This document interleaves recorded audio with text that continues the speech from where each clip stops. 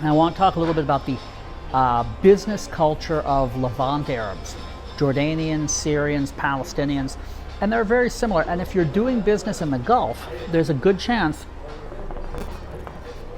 you're going to be doing business with Jordanians, Palestinians, and so on, because a lot of the people doing business in the Gulf, a lot of the people running companies, a lot of the people as sales managers are Jordanians or Palestinians or Syrians and that kind of thing. You're going to find also Lebanese and Egyptians, but I've addressed those separately because there is a difference in the business culture. I'm in Jordan now.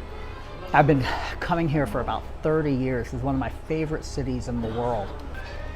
So what are some of the things that characterize generally Arabic business culture across the board? Well, first of all, a very high relationship situation, okay?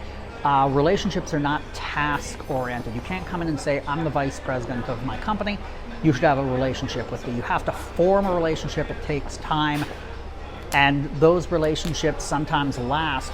Shukran.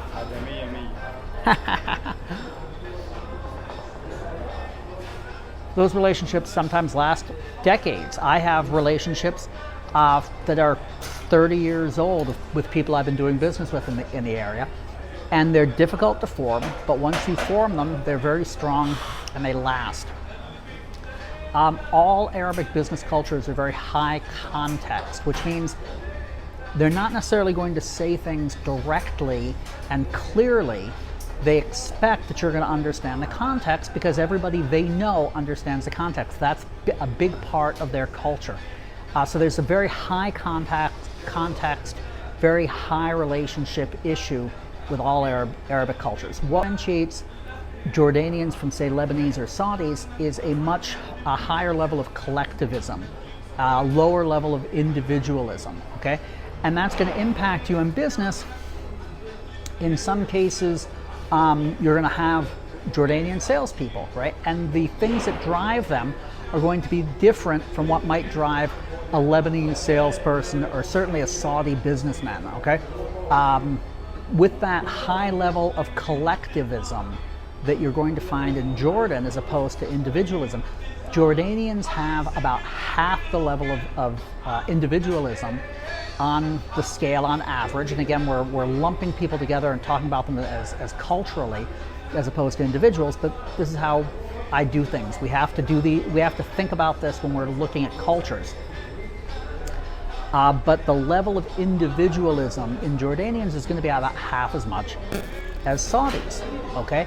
And that's going to impact what they want out of a job, what they're looking for in terms of purchasing. If you're selling to a Jordanian customer, they might be thinking more about what's going to be good for the company, for the project, for the country, okay? They're going to be thinking about the long-term impact and how it's going to work for other people. They might not want to take decisions individually as much as, say, a Saudi would, okay?